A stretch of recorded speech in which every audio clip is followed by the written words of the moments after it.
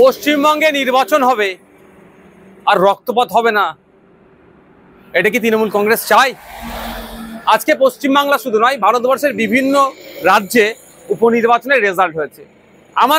আমার এখনো পর্যন্ত কোনো খবর পাইনি ওখানে কোনো ঘটনা ঘটেছে, কিন্তু দুর্ভাগ্য আমাদের পশ্চিমবাংলায় একটা উপনির্বাচনে একটি ফুটফুটে ক্লাস 4-এর 9-10 বছরের বাচ্চা মেয়েকে খুন হতে হলো।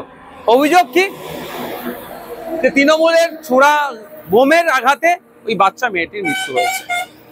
হ্যাঁ, আমি আবারও বলছি, পশ্চিমবঙ্গে নির্বাচন হবে আর পিছড়েভাগের মুসলমান খুন হবে না, পশ্চিমবঙ্গের নির্বাচন তো অসম্পূর্ণ থাকবে। মুসলমানদের শিক্ষাতে ক্রমশ পিছিয়ে রাখার কারণ এটাই তো, মারামারি করবে, হানাহানি করবে, মরবে, মারবে, জেল খাটবে, ধ্বংস হবে। এই জন্যই মুসলমানকে রেখেছে, ভোটার হিসাবেই রেখেছে। মারামারি করার জন্য লাঠিয়াল হিসাবে বানিয়ে রেখেছে, মানুষদেরকে করার চেষ্টা করছেন। আমরা যারা এর বিরুদ্ধে কথা বলি ওই জন্য আমাদেরকে দোষারোপ করা হয়। এই যে ঘটনা ঘটেছে, রাজ্য সরকারকে প্রকাশ্যে ক্ষমা চাওয়া দরকার।